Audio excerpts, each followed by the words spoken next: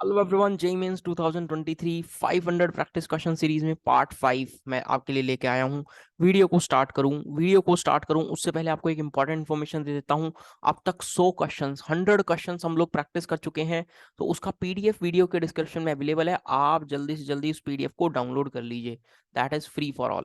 सारे क्वेश्चन जो अभी तक मैंने करवाए हैं उसका पीडीएफ आप डिस्क्रिप्शन से डाउनलोड कर सकते हैं। आइए क्वेश्चन नंबर 101। 100 क्वेश्चन डिस्कस कर चुके हैं। 101 101 क्वेश्चन। आज की क्लास में होने वाले सारे क्वेश्चंस का लेवल अबव ही रहेगा। All the questions will be of above JEE mains level. ठीक है, 101 से जो मैं स्टार्ट कर रहा हूँ आज के इस लेक्चर में। विच of the following statement is true regarding the crystalline structure of copper sulphate dot 5H2O। कुछ कुछ बातें जानना। कॉपर सल्फेट डॉट 5H2O में डायरेक्टली पानी के मॉलिक्यूल 4 अटैच हैं। 4 वाटर मॉलिक्यूल। बहुत स्टैंडर्ड क्वेश्चन है। 4 water molecules directly attached to copper 2+। ठीक है, ब्लू कलर का कंपाउंड है, हाइड्रेटेड कंपाउंड है। अच्छा क्या है? ये देखो, इनऑर्गेनिक के क्वेश्चन को सॉलिड स्टेट के साथ मैंने मिक्स किया है। बहुत प्यारे ढंग से मैंने क्वेश्चन को फ्रेम किया है। कहता है it contains coordinated and interstitial water, या it contains coordinated and hydrogen bonded water. Sir H bonding तो होगी, पक्का होगी, तो ये सेकंड तो आएगा। तो सेकंड आएगा, तो ओनली 3 वाला आंसर नहीं हो सकता। ठीक है, अब इसका क्रिस्टल स्ट्रक्चर कैसा है वो आपको सॉलिड स्टेट से आइडिया लगेगा, और ये क्वेश्चन मैं आपको बता देता हूँ, एनसीईआरटी से ही मैंने पिकअप किया है। एनसीईआरटी में देखो ये एग्जांपल दे रखा है, मैं थोड़ा सा आपको हाईलाइट करके दिखाता हूँ। कॉपर सल्फेट डॉट 5H2O के बारे में बता रखा है ये टेबल। है कैसा? ये ट्राइक्लिनिक क्रिस्टल सिस्टम है जिसमें कोई भी एज लेंथ बराबर नहीं है, कोई भी इंटरफेशियल एंगल भी बराबर नहीं है। तो यानी दोस्त आप क्या कुछ ऐसा कहना चाह रहे हैं कि सिमेट्रिकल है ना? तो 3 वाला हटा दो। इट इज नॉट सिमेट्रिकल, कोई भी एंगल, कोई भी साइड बराबर नहीं है, कोई भी एंगल बराबर नहीं है। जी हाँ, तो करेक्ट आंसर है डी ऑप्शन। सेकंड और फोर्थ स्टेटमेंट इसकी सिर्फ सही है। कॉपर सल्फेट डॉट 5H2 में 4 पानी के मॉलिक्यूल्स डायरेक्ट अटैच है, एच बॉन्डिंग होगी, and crystal structure not symmetrical. बहुत प्यारा क्वेश्चन, 101 नंबर का क्वेश्चन। एक एक क्वेश्चन मैं यहाँ पे जो बताऊंगा, खाली क्वेश्चन नहीं, उसके अगल बगल की चीजों को भी आपको बताता हुआ चलूंगा, ध्यान रखना। अगला क्वेश्चन, ऑर्गेनिक केमिस्ट्री से मैंने इसको ना बायोमोलिक्यूल्स में अमीनो एसिड के साथ मिक्स किया है। ठीक है, बहुत प्यारा क्वेश्चन है। क्वालिटेटिव एनालिसिस को जो मिक्स किया है मैंने, अमीनो एसिड्स के साथ मिक्स किया है। बहुत एक से एक शानदार क्वेश्चन फ्रेम करवाए हैं। Which of the following is not true for amino acid that is methionine. Methionine के रिगार्डिंग क्या बात सही नहीं है? देखो, मिथोनिन में एलिमेंट कौन सा है ये आपको पता होना चाहिए। तो मिथोनिन का स्ट्रक्चर आपको पता होना चाहिए, एलिमेंट कौन सा है वो पता होना चाहिए। मिथोनिन कंटेन्स सल्फर। अब देखो मैं आपको थोड़ा सा स्ट्रक्चर दिखा देता हूँ। Methionine that amino acid contains sulphur. Amino acid है तो कार्बन भी है और नाइट्रोजन भी है दोस्त। तो क्या मैं एक ये लैब टेस्ट मुझे ध्यान आ रहा है जो मैंने लास्ट क्लास में भी आपको बताया था, Fe3+HCN- के साथ खूनी लाल रंग बनाता है। खूनी लाल रंग याद आ रहा है क्या? FeHCN whole thrice blood red colour. Blood red colour का कंपाउंड बनाएगा दोस्त। ब्लड रेड कलर का कंपाउंड बनाएगा दोस्त। अच्छा, यानी लजानी टेस्ट में produced blood red colour true statement. कहता है it cannot be synthesise in the body. जी हाँ, बॉडी में सिंथेसाइज नहीं होता। नॉन एसेंशियल अमीनो एसिड है, बाहर से इनटेक करना पड़ेगा, बाहर से इनटेक करना पड़ेगा। It is an essential amino acid. It is an essential amino acid, बाहर से इनटेक करना पड़ेगा। ये भी स्टेटमेंट ट्रू है। ज्विट अमीनो एसिड है तो ज्विटराइन में मिलेगा, एम्फोटेरिक बिहेवियर शो करेगा। ये भी ट्रू है, तो पक्का आंसर सी ऑप्शन होगा। अब क्यों है वो जान लीजिए। Methionine sulphur containing naturally occurring alpha amino acid, it is an essential amino acid. जी हाँ, configuration of naturally occurring amino acid is L configuration of asymmetric alpha carbon. इन्होंने लिख दिया डी कॉन्फ़िगरेशन, इन्होंने लिखा डी, जबकि है कैसा? एल। इसीलिए नॉट ट्रू हो गया। बहुत प्यारा क्वेश्चन। यहाँ से क्वेश्चन घबराना मत। यहाँ से जितने भी क्वेश्चन सब मैं करवा रहा हूँ 101 से आज के लेक्चर में, एक से एक बेहतरीन क्वेश्चंस लाया हूँ छाट कर। ठीक है, तो आप प्लीज घबराना मत कि सर ये क्वेश्चन तो हमसे बन ही नहीं रहे, 20 क्वेश्चन आप करवाओगे एक भी नहीं बना, कोई नहीं, पर सीखते जाइए। बहुत प्यारे प्यारे क्वेश्चन हैं। कहता क्या है? कहता है कि कौन सी रिएक्शन क्लोरीन की प्रिपरेशन है इनऑर्गेनिक केमिस्ट्री का। बहुत प्यारा क्वेश्चन। पहला रिएक्शन देखना, क्लोरीन Cl-1 में है। MnO2 एक ऑक्सीडाइजिंग एजेंट है जो ऑक्सीडाइज करके Cl2 में भेज देगा। ये आंसर हो गया। हाँ हाँ, ये आंसर हो गया। ये एक बहुत शानदार इंपॉर्टेंट लैब टेस्ट भी है, which is chromyl chloride test. Chromyl chloride test. यहां से एक डीप रेड कलर का कंपाउंड मिलता है, deep red vapours, chromyl chloride के deep red vapours of chromyl chloride. ठीक है, क्लोरीन की प्रिपरेशन कौन सा है, पहला ही। लेकिन इसके अलावा यूं नहीं छोड़ना कि पहला ऑप्शन आंसर है तो छोड़ दीजिए। नहीं दोस्त, आप इतने 100 क्वेश्चन अभी तक मेरे साथ अनिरुद्ध वालिया के साथ डिस्कस कर चुके हैं, तो दोस्त आप जान गए होंगे खाली क्वेश्चन पे वार नहीं, बाकी ऑप्शन को भी निपटा डालते हैं। क्या आप देख पा रहे हैं, Cl-1 ऑक्सीडाइजिंग एजेंट इसको ऑक्सीडाइज करके फेंक देता है Cl2 के अंदर। अमोनिया प्लस ब्लीचिंग पाउडर की reaction CaCl2 plus N2 gas, क्योंकि ये भी एक ऑक्सीडाइजिंग एजेंट है जो -3 से इसको ऑक्सीडाइज करके 0 में भेजता है। आप देख पा रहे हैं, जो ब्लीचिंग पाउडर है खुद ऑक्सीडाइजिंग एजेंट, अमोनिया को ऑक्सीडाइज कर दिया। ये देखो H2SO4, यहाँ कोई ऑक्सीडेशन प्रॉपर्टी नहीं होती, क्योंकि ऑक्सीडाइजिंग नेचर H2SO4 का इतना ज्यादा नहीं है कि Cl- को ऑक्सीडाइज कर पाए। Important reaction. और लास्ट वाला तो है important, chromyl chloride test. K2Cr27 oxidising agent है, क्लोरीन को ऑक्सीडाइज कर, क्रोमियम को बेसिकली ऑक्सीडाइज करता है ये। यही मैं कहूँ कि आयनिक कंपाउंड्स का टेस्ट है। क्रोमियम को भी मैं यूं नहीं कहूंगा कि ऑक्सीडाइज करता है, क्योंकि ये दोनों के दोनों खुद ही +6 में बैठे हुए हैं, खुद ही +6 में बैठे हुए हैं, नहीं बोलूंगा ऐसा। सिर्फ इतना जरूर कहूंगा, क्लोरीन भी यहाँ ऑक्सीडाइज नहीं हुआ है, क्लोमाइल क्लोराइड टेस्ट है, आयनिक कंपाउंड का टेस्ट है। किसका, आयनिक कंपाउंड का टेस्ट है। कोई भी एक ये रेडॉक्स रिएक्शन नहीं है, कोई भी ये रेडॉक्स रिएक्शन नहीं है, ध्यान रखना। इंपॉर्टेंट टेस्ट यहाँ नेचर जरूर है K2Cr27 का ऑक्सीडाइजिंग एजेंट वाला। बहुत प्यारा क्वेश्चन, क्वेश्चन नंबर 104 आपके दिलों की धड़कनों के पास। फिनोल को ऑक्सीडाइज कर दो दोस्त, ऑक्सीडाइजिंग एजेंट आया है, फिनोल को निपटा दो, मौका है, दस्तूर है, फिनोल ऑक्सीडाइज हो जाएगा। ये रहा X1 कंपाउंड। और दोस्त पैरा पर भी OH, तो EgBr भी ऑक्सीडाइज कर देगा, सेम कंपाउंड बनाएगा दोस्त, सेम कंपाउंड, ऑक्सीडाइज्ड प्रोडक्ट बनते हैं। Both the compounds are identical, जी हाँ, both the compounds are identical. दोनों रिएक्शन ध्यान रखना, पहला वाला रिएक्शन तो क्लास में भी लिखवाते हैं, एनसीईआरटी में भी है ये रिएक्शन। ऐसा वैसा हल्का काम मत समझना, दोनों रिएक्शंस। मैं एक एक क्वेश्चन आपको यहाँ पे विद सॉल्यूशन दिखा रहा हूँ। क्यों, क्योंकि आप सीखो, ये सारे क्वेश्चंस बहुत प्यारे क्वेश्चंस हैं। देख रहे हैं, फिनोल से बेंजोक्विनोन बन गया, बेंजोक्विनोन बनाने की रिएक्शन, इंपॉर्टेंट रिएक्शन। आय हाय, ये क्वेश्चन मैंने फ्रेम करा है बायोमोलिक्यूल्स में, प्रोटीन वाला सेगमेंट। जेई वाले बच्चों को ना, जेई वाले बच्चों को अमीनो एसिड से, बायोमोलिक्यूल से लगता है डर। यदि आपको भी लग रहा है डर तो बताइए जरूर। हाँ, मेरे को याद है कि बहुत सारे स्टूडेंट्स ने कमेंट करके कुछ कुछ टॉपिक्स यहाँ लिख रखे हैं। जैसे मैं थोड़ा बहुत याद करूँ कि कोऑर्डिनेशन में आपको दिक्कत है स्टीरियो वाले पार्ट में, मैं जरूर बताऊंगा आपको, जरूर सिखाऊंगा, टेंशन मत लो। एक दो टॉपिक्स और आप लोगों ने बताए, वो सब जरूर सिखाऊंगा। आप ये क्वेश्चन देखो, कहता है कि वो मेन फोर्स बता दो जो 2 degree 3 degree structure of proteins को स्टेबलाइज कर रही है। मैंने कहा था कि प्रोटीन का स्ट्रक्चर जब भी पूछे एक ऑप्शन में कि एच बॉन्डिंग, हाँ एच बॉन्डिंग पक्का होगी, जहां जहां एच बॉन्डिंग हो तो आंसर होगा ही होगा। फोर्थ में कोई एच बॉन्डिंग नहीं, यानी फोर्थ आंसर नहीं हो सकता। इसके अलावा एच बॉन्डिंग तो जरूर होगा, इसके अलावा और कौन कौन सी फोर्सेज रिस्पॉन्सिबल हैं। एनसीईआरटी से मैंने ये पिक किया है, I have taken the reference from the NCERT. Entire NCERT portion देखना, लाइन पढ़ना। द मेन फोर्सेज, लाइन देखो मैं हाईलाइट कर रहा हूं, the main forces which stabilises the 2 degree and 3 degree structure of protein are. ये क्वेश्चन मैंने यहां से फ्रेम करा है, इस लाइन से। आर, हाइड्रोजन बॉन्डिंग, जी हाँ, डाई सल्फाइड लिंकेज, जी हाँ, वेंडरवॉल फोर्स, जी हाँ, इलेक्ट्रोस्टैटिक फोर्स ऑफ अट्रैक्शन, चार चार फोर्सेज हैं। ध्यान रखेंगे, ध्यान रखें कौन कौन सा, H bonding, disulphide, van der Waals force, electrostatic force of attraction. C is the answer. एक एक लाइन एनसीईआरटी की निचोड़ कर लाया हूं दोस्त इस लेक्चर में। थोड़ा सा 2 दिन जरूर लगे, बट क्वेश्चंस की फ्रेमिंग करने में मेरे को थोड़ा समय लगा। नए से नए क्वेश्चन है आपके सामने, किताबों में ये क्वेश्चंस नहीं मिलेंगे आपको, नहीं मिलेंगे। अगला क्वेश्चन कहता है कि विच of the following reaction is not a disproportionation. कौन सी रिएक्शन डिस्प्रोपोर्शनेशन नहीं है। चारों रिएक्शन एक से बढ़कर एक है, खतरनाक रिएक्शन है दोस्त, खतरनाक। आइए आइए सारी रिएक्शंस के प्रोडक्ट याद करते हुए चलें। हालांकि ये क्वेश्चन को मैं टफ कहूंगा, ये क्वेश्चन मेंस में आने की बहुत कम गुंजाइश है, बट ठीक है।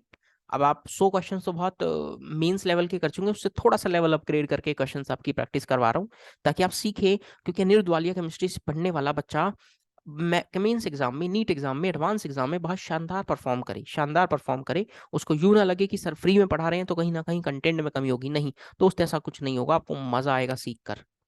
ठीक है, पहला रिएक्शन ब्रोमीन का Na2CO3 के साथ, तो कुछ नहीं, आप यहाँ से एक्वस वाला रिएक्शन जो पढ़ाते हैं ना, एक्वस बेस के साथ जो रिएक्शन पढ़ाते हैं NaOH KOH के साथ, वही सेम रिएक्शन है, NaBr और NaBrO3 नॉर्मल रिएक्शन है, ध्यान रखना। जिनन की XCF6, जिनन के फ्लोराइड की NaOH के साथ रिएक्शन, कंपाउंड बनेगा Na4HCO4O6, जिनन बनेगा NF बनेगा प्लस वाटर, नया reaction. CN2 dicyanogen gas, cyanogen gas कह सकते हैं, साइनोजन गैस की बेसिक मीडियम में रिएक्शन है KCN और KCNO। अगला है ब्रोमीन की थायोसल्फेट के साथ रिएक्शन Na2SO4 और NaBr। पूछ क्या रहा है, कौन डिस्प्रोपोर्शनेशन नहीं है, कौन डिस्प्रोपोर्शनेशन नहीं है, देखना दोस्त, सिर्फ क्या ये सिंपली एक रेडॉक्स रिएक्शन है, 2 से 6 में चेंज हुआ है, सिंपली ये रेडॉक्स रिएक्शन है, ब्रोमीन रिड्यूस हुआ है, सल्फर ऑक्सीडाइज हुआ है, ये एक रेडॉक्स रिएक्शन नहीं है। So correct answer would be D option.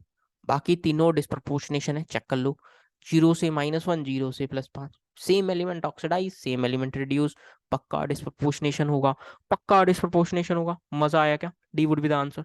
चारों प्रोडक्ट याद भी रखने हैं, चारों रिएक्शंस नोट्स में भी लिखनी है दोस्त। अगला क्वेश्चन सॉलिड स्टेट से क्वेश्चन लाए हैं, सॉलिड स्टेट से सिंपल इजी क्वेश्चन, ये क्वेश्चन को मैं टफ नहीं कहूंगा, इजी है, डायरेक्ट फॉर्मूला बेस्ड क्वेश्चन है, फॉर्मूला जरूर याद होना चाहिए, क्या है, Z × M upon Na × A का क्यूब, डी क्या है, डेंसिटी कितना है 2.5, जेड यही तो पूछा है, नहीं ये नहीं पूछा, प्रिमिटिव लैटिस है, प्रिमिटिव लैटिस यानी सिंपल यूनिट सेल है, जेड का वैल्यू 1, मास कितना है सर, मास तो हमें नहीं पता, रहने दो फिर, एवोगैड्रो नंबर 6 × 10⁻23। अब तीनों साइड्स बराबर है तो एक एज लेंथ ले लो, 415 × 10⁻−12 का होल क्यूब कर दूं, दो सॉल्व करके जो मास का वैल्यू आएगा अप्रॉक्स 107.21 आएगा। अब ये मास किसका है, CaBX का है, यानी कैल्शियम का मास 40, बोरोन का मास 10.91, ऐसे कितने हैं x, तो यहाँ से सॉल्व करके x का वैल्यू आ जाएगा अप्रॉक्स 6। ये कैलकुलेशन है क्योंकि ये गणित है, गणित तो आप कर ही सकते हैं, ये कैलकुलेशन आप खुद से यूज करें और x का वैल्यू 6 निकाल लें। इसी क्वेश्चन को इंटीजर टाइप में भी फ्रेम किया जा सकता है, इसी क्वेश्चन को find the value of x, ठीक है, इंटीजर टाइप क्वेश्चन बन गया यहाँ से, इजी क्वेश्चन, ये रहा देखो। नाउ अगला क्वेश्चन एक बार फिर से बायोमोलिक्यूल्स, देखो बायोमोलिक्यूल से कैसे कैसे क्वेश्चन, अमीनो एसिड वाला पढ़ाया, प्रोटीन का एक क्वेश्चन लाया, विटामिन से क्वेश्चन, और इसी लेक्चर में एक DNA RNA से भी क्वेश्चन लाऊंगा। बायोमोलिक्यूल्स के जो टफ टफ वाले अंडररेटेड टॉपिक्स है ना, जो बच्चे कम पढ़ते हैं, उस सारे टॉपिक से क्वेश्चन यहाँ पे ले आया। क्या है, कहते हैं करेक्ट मैच बताओ, वीडियो पोज करो, आंसर से चेक कर लो, विटामिन B12 से क्या, ई से क्या, के से क्या, मैच कर लो। डायरेक्ट एनसीईआरटी है, डायरेक्ट एनसीईआरटी का टेबल है ये, table again I have taken from NCERT as it is. Vitamin A के सोर्स क्या है, विटामिन ए की, ए से डेफिशिएंसी से क्या क्या हो सकता है, B1 की डेफिशिएंसी से क्या, B2 की डेफिशिएंसी से क्या, B6 क्या है, B12 से क्या है, डी, ये सब देखो आपके सामने है, आप यहाँ से देख सकते हैं, आप यहाँ से मैच कर लेना और कमेंट कर देना आंसर, कमेंट कर देना आंसर। और ध्यान भी रखना इंपॉर्टेंट क्वेश्चन है, मेंस में आएगा, मेंस के लिए अच्छा क्वेश्चन है। नाउ एक बार फिर से सॉलिड स्टेट से क्वेश्चन, आप इस क्वेश्चन को सॉलिड स्टेट से कह सकते हैं, थोड़ा सा इसमें योगदान हाइड्रोजन चैप्टर का भी है, इनऑर्गेनिक का, इनऑर्गेनिक थोड़ी सी इनऑर्गेनिक और ज्यादा सा सॉलिड स्टेट मिलाकर क्वेश्चन बनाया। करेक्ट मैच बताओ, कहता है कि ये जो LiH है, ये LiH क्या है, क्या है, क्या क्या मतलब है, हाँ बताओ ये क्या है, कैसा सॉलिड है, आयनिक solid, covalent, molecular, H bonded. Sir lithium hydride आयनिक सॉलिड होगा क्योंकि Li+H-, तो यानी 1 का मैच तो ए से होगा, 1 का मैच ए सभी में है, यानी ए ऑप्शन नहीं है। CH4 और वाटर के बारे में थोड़ा सा जानना, अब ये टेबल अगेन एनसीईआरटी से मैंने पिक किया है, पूरा टेबल मैं आपको दिखा रहा हूँ, आप यहाँ पे क्या देख पाएंगे, देखना, आप सिर्फ इतने पार्ट को देखो, आप सिर्फ इतने पार्ट को देखो, क्या मैं बताना चाह रहा हूँ, मॉलिक्यूलर सॉलिड 3 पार्ट के, नॉन पोलर, पोलर और हाइड्रोजन बॉन्डेड। मॉलिक्यूलर सॉलिड कितने पार्ट के, 3 part, non polar, polar, hydrogen bonded. Non polar के एग्जांपल ही आर्गन हो गया, देखो आर्गन वहां पे नियॉन लिख रखा है। पोलर का एग्जांपल ये हो गया क्या, HCl, SO2 टाइप, देखना पोलर है, इलेक्ट्रोनेगेटिव डिफरेंस है, नॉन पोलर में CCl4 भी आ जाएगा। हाइड्रोजन बॉन्डेड में वाटर आ रहा है, जी हाँ आ रहा है। चलो चलो अब करो इस क्वेश्चन को, CH4 एक मॉलिक्यूलर सॉलिड है, जी हाँ, मॉलिक्यूलर सॉलिड में भी कैसा, जैसे CCl4 था, कैसा था, नॉन पोलर, तो ये non polar molecular solid, water कैसा है sir? Water H bonded molecular solid है। Water is H bonded molecular solid, यानी 3 का मैच तो डी से होगा। 3 का मैच डी से, 3 का मैच डी से। ओहो, हम तो आंसर के करीब हैं। जिनन, जिनन कैसा है? जिनन भी एक मॉलिक्यूलर सॉलिड है, बट एक नॉन पोलर मॉलिक्यूलर सॉलिड, यानी 4 का मैच सी से, 4 का मैच सी से, 4 का मैच सी से, और सेकंड का मैच भी सी से, सेकंड का मैच भी सी से। तो पक्का पक्का आंसर दोस्त थर्ड ऑप्शन हो जाएगा। फर्स्ट का मैच ए से आयनिक सॉलिड, सेकंड का मैच सी से मॉलिक्यूलर सॉलिड। ठीक है, वो नॉन पोलर है, पोलर क्या दिक्कत। वाटर कैसा है? एच बॉन्डेड मॉलिक्यूलर सॉलिड, यानी कोवेलेंट सॉलिड का तो एग्जांपल यहाँ कोई था ही नहीं, यानी कभी भी ऑप्शन में बी तो आना ही नहीं था, बी तो आना ही नहीं था। और बाकी सभी ऑप्शन में देखो बी, बी और बी आ रहा है, ये तो हो ही नहीं सकता, ये तो हो ही नहीं सकता। क्यों? क्योंकि कोवेलेंट सॉलिड के एग्जांपल्स तो ये है ना, SiO2, silicon carbide, carbon diamond, aluminium nitride, carbon graphite, जो है ही नहीं। देखा मैजिक। ओहो, ओहो, लगा लो स्टार। बहुत प्यारा क्वेश्चन, बहुत प्यारा क्वेश्चन। जितनी तारीफ करूं फिर से कम। बहुत प्यारा क्वेश्चन। ग्लूकोज का एंजाइम की प्रेजेंस में, एंजाइम के साथ रिएक्शन करवाया इन absence of air. Absence of air एक बार करवाया, प्रेजेंस ऑफ एयर एक बार करवाया। Absence of air product P1 है, presence of air product P2 है। बताओ सही क्या? कौन कौन सा कौन टेस्ट देगा? प्रोडक्ट पता होगा तभी तो टेस्ट बता पाओगे। अब्सेंस ऑफ एयर मिथेनॉल मिलता है, सॉरी इथेनॉल मिलता है, और प्रेजेंस ऑफ एयर वो ऑक्सीडाइज होकर कार्बोक्सिलिक एसिड देता है, दैट इज इथेनोइक एसिड। क्या बोला? अब्सेंस ऑफ एयर अल्कोहल मिल रहा है, presence of air carboxylic acid मिल रहा है, ऑक्सीडाइज हो गया दोस्त। क्या टॉलरेंस टेस्ट तो वो देते हैं एल्डिहाइड, ना ना ना, आइडोफॉर्म, इनमें से कोई ना। एच बॉन्डिंग, जी हाँ, एच बॉन्डिंग तो दोनों के दोनों शो करेंगे दोस्त। बहुत प्यारा सवाल। देख लो अब लाइनें।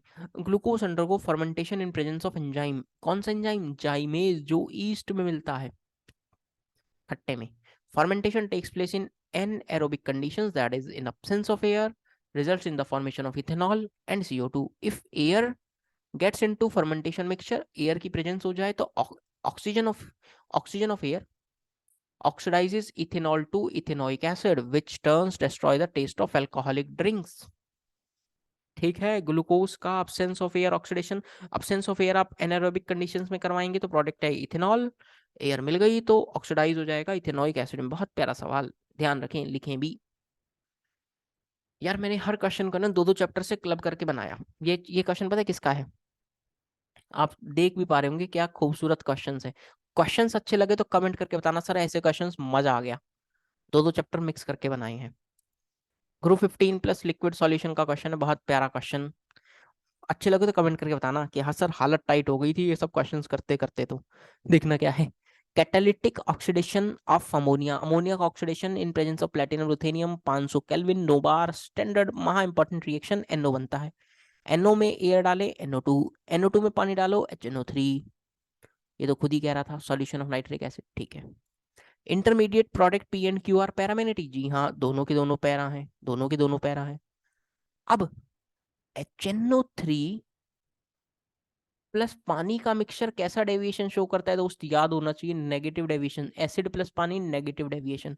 जब ये नेगेटिव डेविएशन ले रहा है, 1 litre pure liquid nitric acid और 1 लीटर प्योर पानी, तो क्या 2 लीटर बनेगा ना? इनका डेल्टा वी मिक्स तो लेस देन 2 लीटर होगा, लेस देन 2 लीटर होगा। और तो ये तो आंसर ऑप्शन हो गया, क्योंकि उन्होंने तो नॉट करेक्ट पूछा था। नेगेटिव डेविएशन है तो delta we mix less than zero, less than zero 2 litre से कम होगा। आंसर हो गया दोस्त। लेकिन बाकी ऑप्शंस पढ़ो। Can not be separated into pure liquid, हाँ, एजियोट्रॉपिक मिक्सचर बनाएंगे इसलिए नहीं सेपरेट कर पाएंगे। Equimolar mixture of P and Q, बहुत इंपॉर्टेंट रिएक्शन में, आईआईटी में आई हुई रिएक्शन। लो टेम्परेचर पे 250 केल्विन पे बनाते हैं, ब्लू कलर का सॉलिड कंपाउंड मिलता है N2O3। इंपॉर्टेंट है ये। इस पर्टिकुलर क्वेश्चन से पता है सीखने वाली बातें कितनी है, क्या क्या है ये क्वेश्चन दोस्त। बहुत इंपॉर्टेंट, मैं अपने आप को रोक नहीं पा रहा, मैं क्या करूं। ये लाइन महा इंपॉर्टेंट अनिरुद्ध वालिया की भाषा में। आप तो सब जानते हैं महा इंपॉर्टेंट रिएक्शन, याद रखना। अगला पॉइंट क्या है कि HNO3, मैं हाईलाइट कर दूं, कर दो सर। HNO3 प्लस पानी नेगेटिव डेविएशन दिखाता है। तीसरा पॉइंट, NO प्लस NO2 मिलकर लो टेम्परेचर पे N2O3 बनाते हैं। चौथा पॉइंट उसका कलर है ब्लू कलर सॉलिड। नाइट्रोजन के जितने भी ऑक्साइड है ना, उनमें ब्लू कलर सॉलिड एक ही है दोस्त, कौन, N2O3। याद होना चाहिए दोस्त, इंपॉर्टेंट है इंपॉर्टेंट। और दोस्त अगला पॉइंट, NO और NO2 कैसे हैं? दोनों के दोनों दोस्त पैरा है, पैरा। एक एक बात इंपॉर्टेंट है यार, ये क्वेश्चन की एक एक बात इंपॉर्टेंट है, मैं रोक नहीं पा रहा अपने आप को। आसान क्वेश्चन, आसान क्वेश्चन आप कर सकते हैं। कहता है कि विच of the following is correct match. Fluorine एक ही सिंगल ऑक्सीडेशन स्टेट शो करता है। Fluorine show single oxidation state -1। Neon तो जीरो में रहता है, जीरो में रहता है। Iodine, iodine positive oxidation state दिखाएगा, और जिनन भी पॉजिटिव ऑक्सीडेशन स्टेट दिखाएगा, जीरो भी दिखा सकता है क्योंकि जिनन के कंपाउंड्स बनते हैं XCF4 वगैरह। सर बस यही सब है। हाँ हाँ, और इसमें क्या है, वो इसमें कुछ ज्यादा तो है नहीं। देखो, exhibit only one non zero oxidation state, यानी वन का मैच तो ए से हो गया, वन का मैच ए से। नियोन के बारे में देखो, नियोन कोई ऑक्सीडेशन स्टेट नहीं दिखाता, जीरो एलिमेंटल फॉर्म में पड़ा रहता है। Exhibit neither the negative oxidation state know the positive oxidation state, यानी सेकंड का मैच डी से। Second, second D, second D. और यार ये तो सबसे ही चल रहा है। थर्ड पर आओ, आयोडीन पे आओ। आयोडीन नेगेटिव ऑक्सीडेशन स्टेट दिखा पाएगा? नहीं, आयोडीन नेगेटिव तो रुको सोचने दो, कोई कंपाउंड है क्या जिसमें नेगेटिव दिखा दे? आयोडीन नेगेटिव, हाँ दोस्त दिखा सकता है। ये कैसे, मैं आपको बता देता हूँ। जैसे सोडियम आयोडाइड है, सोडियम आयोडाइड Na+I-, यानी पॉजिटिव भी दिखाएगा नेगेटिव भी दिखाएगा। तो एग्जिबिट बोथ, यानी थर्ड का मैच सी से, थर्ड का मैच सी से, थर्ड का मैच सी से, थर्ड का मैच सी से, थर्ड का मैच सी से। अब तो वो दोस्त खत्म ही हो गया खेल, डी ऑप्शन आंसर हो जाएगा क्योंकि जीनोन जीरो और पॉजिटिव दोनों दिखा सकता है। Exhibit only positive oxidation state, ठीक है। जीरो को तो क्या पॉजिटिव क्या नेगेटिव। आसान क्वेश्चन था, अच्छा क्वेश्चन, इजी मेंस के आने लायक क्वेश्चन। ये आंसर डी।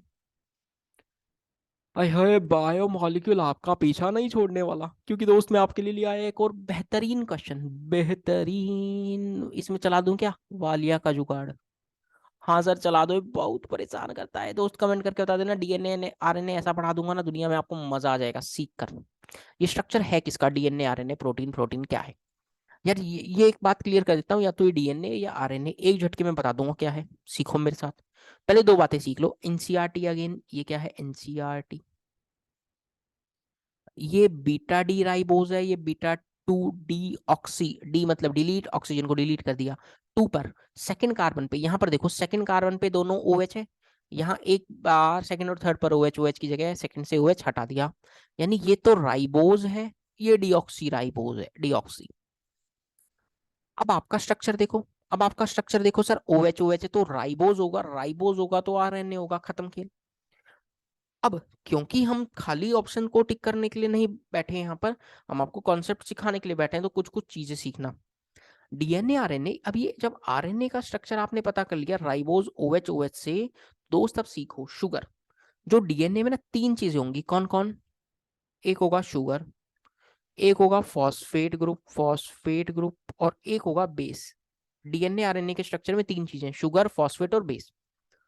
फर्स्ट कार्बन पे, ये फर्स्ट कार्बन पे बेस लगा होगा, तो ये फोर्थ का, ये फिफ्थ कार्बन पे फॉस्फेट ग्रुप लगा होगा, फॉस्फेट ग्रुप, ठीक है। ये बात पता लग गया। फर्स्ट कार्बन पे बेस है, फिफ्थ कार्बन पे क्या, फॉस्फेट ग्रुप। थोड़ा सा और जानो। अब ये बेस कौन कौन से हो सकते हैं, बेस कौन कौन से हो सकते हैं? ये बेस है ये सारे, adenine, guanine, cytosine, thymine, uracil. आप इनके स्ट्रक्चर याद रखेंगे। अब इसमें और चीजें सीखना। RNA में क्या क्या है, एक शुगर, ये रही शुगर, कौन सी, beta D ribose. First carbon पे एक बेस होगा, फिफ्थ कार्बन पे एक फॉस्फेट होगा, दैट वुड बी RNA। अब यहां पर देखो आपका स्ट्रक्चर, ये रहा फॉस्फेट, ये रहा शुगर, ये रहा फॉस्फेट, और ये रहा आपका बेस। क्या आप मुझे कमेंट करके बता सकते हैं? क्या आप मुझे, सर क्या कमेंट करें, बताओ बताओ। अभी मार देंगे कमेंट, आ रहा इससे नहीं बे। सड़क चलते किसी पे कमेंट कोई करना है, वीडियो पे कमेंट करना है। ये बेस, ये बेस है कौन सा? आपको यहाँ पे बेस बताए ना कुछ, ये कुछ बेस है, इनमें से छाट के बता दो कि कौन सा बेस है दोस्ती, कौन सा बेस है, खत्म काम, इतना ही बताना है। चलो, बढ़िया, बढ़िया नहीं, बहुत बढ़िया, बहुत बढ़िया है जी, बहुत बढ़िया क्वेश्चन, बहुत बढ़िया निरुद्ध वालिया क्वेश्चन लाए हैं आपके लिए। समझा क्या है, which the following is correct order of SS bond length? Sulphur sulphur bond length के बारे में थोड़ा सा सोचो ना। सल्फर सल्फर बॉन्ड लेंथ क्या क्या है? मोनोक्लिनिक सल्फर है, S6 चेयर फॉर्म में है, डाई एटॉमिक सल्फर है, ठीक है, वेपर फेज में, H2 वेपर फेज में। अब एसिड और S6 के बारे में पता होगा तो ये क्वेश्चन कर पाओगे। बहुत प्यारा क्वेश्चन, एनसीईआरटी से मैं डेटा समेत स्ट्रक्चर समेत आपके लिए क्वेश्चन लाया हूँ। अभी जान लो आंसर, आंसर तो छोड़ो, पहले ही बात जानो। Sulphur sulphur monoclinic sulphur, sulphur sulphur monoclinic वाला यानी एसेट वाला जो है ना, एसेट, उसके अंदर जो बॉन्ड लेंथ है 204 है, S6 चेयर फॉर्म में 205.7 है, और डबल बॉन्ड में तो डबल, H2 में तो, H2 गैस फेज में तो डबल बॉन्ड है, तो दोस्त उसका तो सबसे कम होगा। अब इनमें क्या क्या बातें ध्यान रखनी है दोस्त? S8 और S6 में बॉन्ड लेंथ किसका ज्यादा? सल्फर सल्फर बॉन्ड लेंथ किसका ज्यादा? 6 वाले का। छक्का मारेंगे तभी तो लेंथ ज्यादा होगी। महेंद्र सिंह धोनी छक्का खींच के मारते हैं तो लेंथ ज्यादा होती है ना। और एंगल किस में ज्यादा है दोस्त? एंगल किस में ज्यादा है दोस्त? एंगल S8 में ज्यादा है। ध्यान रखना है, बहुत इंपॉर्टेंट बात बता रहा हूँ, वो भी फ्री में आप लोगों को। क्या? कि sulph bond length sulphur sulphur वाले की ज्यादा है, छक्के वाले की 6 मारेगा, बहुत दूर तक जाएगा, लेंथ ज्यादा है। और एंगल फिर एसिड का ज्यादा है, ध्यान रखना दोस्त, ध्यान। इजी क्वेश्चंस, इजी क्वेश्चन है ये। ऐसा क्वेश्चन आपको कई बार मैं बता भी चुका हूँ, पहले भी करवा चुका हूँ। डेल्टा एच फॉर्मेशन बताना है रिएक्शन का दोस्त, कुछ नहीं करना। Delta H formation of reaction जब आपको बताना है तो कुछ नहीं करना। Delta H formation of product minus delta H formation of reactant, बस इतना ही तो काम करना है। प्रोडक्ट में से रिएक्टेंट वाला डेटा माइनस कर दो। प्रोडक्ट में कौन कौन है दोस्त? मैं ऐसा लिखूंगा, delta H formation of N2 plus 3 times हो जितने स्टोइशियोमेट्रिक coefficient, delta H formation of CO2, ये तो प्रोडक्ट हो गया। माइनस रिएक्टेंट में कौन कौन? 2 times of delta H formation of NO2 plus 3 times of delta H formation of CO। और सारा का डेटा गिवन है, डेटा लिख देना, आंसर आ जाएगा। ये लो, एक एक स्टेप है, सेम वही स्टेप है, डेटा डाल देना, आंसर आ जाएगा। -836। टाइम खोटी नहीं करेंगे, स्टेप्स मैंने आपको बता दिया है। अच्छा question, nice question, nice nice. कहता है कितने नंबर ऑफ इलेक्ट्रॉन्स, कितने मैक्सिमम इलेक्ट्रॉन्स आ जाएंगे n बराबर 3 में, l बराबर 3 में? अब ये क्वेश्चन है ना 11th में हम करवाते हैं जब एटॉमिक स्ट्रक्चर पढ़ाते हैं, लेकिन बच्चों की हालत टाइट यहाँ पर भी हो जाएगी क्योंकि जल्दबाजी में गलती करेंगे, गलती करेंगे दोस्त, गलती गलती गलती मत करना, गलती मत करना दोस्त, गलती मत करना। क्यों? क्योंकि एन और एल कभी बराबर नहीं हो सकते। मूवी का डायलॉग नहीं सुना क्या? एक लड़का और एक लड़की कभी दोस्त नहीं हो सकते। क्या बात कर रहे हो? जी हाँ, एन और एल कभी बराबर नहीं हो सकते। तो ऐसा सबशेल या ऐसा ऑर्बिटल, ऐसा सबशेल या ऐसा ऑर्बिटल एग्जिस्ट ही नहीं करेगा, तो उसमें इलेक्ट्रॉन्स कहाँ से आएंगे? नहीं आएंगे, तो आंसर 0 है। अरे यार, ये तो बेवकूफ बनाने वाला क्वेश्चन है। जी हाँ, इसका आंसर 0 है, क्योंकि ऐसा कोई ऑर्बिटल, ऐसा कोई सबशेल एग्जिस्ट ही नहीं करेगा। अरे वाह सर, मजे ले रहे हो बैठे बैठे। हाँ हाँ, थोड़ा सा ऐसे ही काम है हमारा।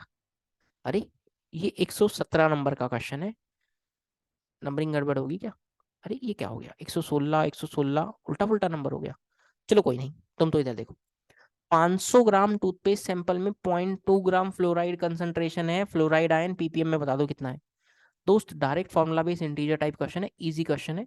Number of ppm is nothing but weight of solute, weight of solution, ठीक है, सॉल्वेंट भी लिख सकते हैं, इंटू 10⁶, डायरेक्ट लिखेंगे। 0.2 डिवाइड बाय 500 इंटू 10⁶, सॉल्व कर लेना, आंसर आ जाएगा। जितना भी आएगा अराउंड 400 आ जाएगा, 400 पीपीएम आपका direct answer. Standard formula based question था, इजी क्वेश्चन था, आप कर सकते थे क्वेश्चन, करने लायक क्वेश्चन। क्यों? चलो फिर, ये 118, 118वां क्वेश्चन। अच्छा क्वेश्चन है ये एक अच्छा क्वेश्चन है दोस्त। चलो तो इस पे आते हैं, पढ़ो इस क्वेश्चन को, गैसियस स्टेट से उठाया गया क्वेश्चन। कहता है कि दो बल्ब है ए और B, connected by very small, connected by very small stopcock. Bulb A has a volume of इतना containing the gas while bulb B was empty. ठीक है, दो बल्ब है, छोटा सा ट्यूब से कनेक्टेड है। ये बल्ब ए है, ये बल्ब बी है। बल्ब ए का वॉल्यूम है 100 सेंटीमीटर क्यूब, बल्ब बी खाली है, बीच में एक ढक्कन लगा हुआ है, ये ढक्कन। अब ये ढक्कन क्या हुआ ना, ये ढक्कन आपने हटा दिया, ये ढक्कन आपने हटा दिया, समझना क्वेश्चन को। तो प्रेशर 40% कम हो जाता है, प्रेशर 40% कम हो जाता है। मान लो इनिशियल प्रेशर कितना, मान लो इनिशियल प्रेशर 1 atm है, ढक्कन हटाने के बाद प्रेशर 40% कम, तो 1 का 40%, 40% रह गया, डाउन फेल डाउन टू 40%, 40% रह गया, तो कितना हो गया 0.4 atm। वॉल्यूम देखो, वॉल्यूम V1 कितना है 100 सेंटीमीटर क्यूब। अब देखो टेम्परेचर तो यहाँ कांस्टेंट रहेगा ना, T तो कांस्टेंट है, P और V में खेल रहे हैं, तो बॉयल्स लॉ लगाओगे क्या, P1 V1 equals to P2 V2। पहला प्रेशर 1, वॉल्यूम कितना 100, प्रेशर रह गया 0.4, तो वॉल्यूम कितना, वॉल्यूम निकाल लो 100/0.4, तो 250 हो गया क्या, 250 सेंटीमीटर क्यूब। क्वेश्चन क्या पूछ रहा है, volume of the bulb B must be. देखना पहले ढक्कन हटाने से पहले ए का वॉल्यूम था 100, ढक्कन हटाने के बाद तो पूरा सिस्टम बन गया ना, तो volume of bulb B, total में से ए वाला तो हटाओगे ना यार, वो तो ए का वॉल्यूम था 100 वाला, तो कितना रहेगा 150। 250 इसका करेक्ट आंसर नहीं है। ऐसा क्वेश्चन भी कई बार गलती हो जाती है, इसका करेक्ट आंसर देखो, मैं ही 250 लिख रहा था, इसका करेक्ट आंसर है 150, क्योंकि खाली बल्ब बी का वॉल्यूम पूछा है, total volume of the system नहीं पूछा। Total volume of the system तो volume of A plus volume of B है ना, ये जो 250 आया है ये तो किस किस का है, volume of A plus volume of B, अपने को तो खाली वॉल्यूम ऑफ बी निकालना है, 150 इज द आंसर। ठीक है, कौन सा नंबर है ये, 119, 19 पे आओ, सब नंबरिंग उल्टी पुल्टी होगी, चलो कोई नहीं। Equilibrium constant KP for the homogeneous gaseous reaction is इतना। इजी क्वेश्चन, इजी क्वेश्चन, यहाँ कोई टाइम खोटी नहीं, direct formula -RT ln KP, मैं लिख देता हूँ -2.303 RT log KP, खत्म सवाल। डायरेक्ट भी लिख सकते हो दोस्त, डायरेक्ट भी लिख सकते हो, लिख डालिए -2.303। आर का वैल्यू देखना, क्वेश्चन में गिवन है 2, टेम्परेचर 200 केल्विन, लॉग 10⁻³ -3 आगे आ जाएगा, सॉल्व करके 4145.4 कैलोरीज पर मोल आंसर आ जाएगा। Easy question, formula based question mains में आ सकता है। ये कौन सा था, 119 इस लेक्चर का, आज की क्लास का 120वां क्वेश्चन, आज की क्लास का 120वां क्वेश्चन। अच्छा क्वेश्चन, अच्छा क्वेश्चन देखना, कहता है time required for complete decomposition of 4 mole of water using A current of 4 ampere. कितना टाइम लगेगा 4 मोल पानी को डिकम्पोज करने में जब 4 एम्पियर का करंट पास करवाएं तो। ठीक है, अब इसके लिए क्वेश्चन कैसे सोचना है, एक पॉइंट अपनों को पता होना चाहिए कि एक मोल वाटर को डिकम्पोज करवाने के लिए, एक मोल वाटर को डिकम्पोज करवाने के लिए आपको कितना फेराडे इलेक्ट्रिसिटी चाहिए, 2 Faraday electricity required, 2 Faraday electricity is required, क्योंकि इन्फेक्टर 2 है। ठीक है, तो 4 मोल पानी के लिए कितना चाहिए, 4 मोल पानी के लिए 8 फेराडे इलेक्ट्रिसिटी चाहिए, तो क्यू बराबर क्या होता है I/T। चार्ज कितना हो गया 8 फेराडे, यानी कुलाम में लिख रहे हो तो 96,500 कुलाम। करंट कितना 4 एम्पियर, इनटू टाइम नहीं पता दोस्त, यहाँ से टाइम डायरेक्ट नहीं आ जाएगा क्या, 8 × 96,500 डिवाइड बाई 4, तो डायरेक्ट सॉल्व करके आपको 10⁵ में चाहिए, तो y का वैल्यू तो कुछ ऐसा आ गया 1.93 × 10⁵ सेकेंड। इजी क्वेश्चन, पूरे क्वेश्चन की जान क्या है, पूरे क्वेश्चन की जान है ये लाइन कि 1 मोल पानी के कॉरस्पॉन्डिंग 2 फेराडे इलेक्ट्रिसिटी चाहिए, इतना बात पता है, आप ये क्वेश्चन कर सकते हैं। तो दोस्त आज के इस लेक्चर में अपनों ने 120 क्वेश्चंस को डिस्कस कर लिया है, 120 क्वेश्चन को डिस्कस कर लिया है। पूरी को एक साथ देखते रहिए, सारे के सारे क्वेश्चंस आप कंप्लीट कर लो दोस्त, इस सीरीज में होने वाले सारे क्वेश्चंस आप कंप्लीट कर लो, आपके स्कोर को बूस्ट करने में काफ़ी हेल्पफुल मिलेगी। वीडियो को देखने के लिए बहुत बहुत धन्यवाद। कोई पर्टिकुलर सेगमेंट में डाउट है आप मुझे कमेंट करके बताएं, मैं जल्द से जल्द उनका वीडियो शेयर कर दूंगा आपके साथ।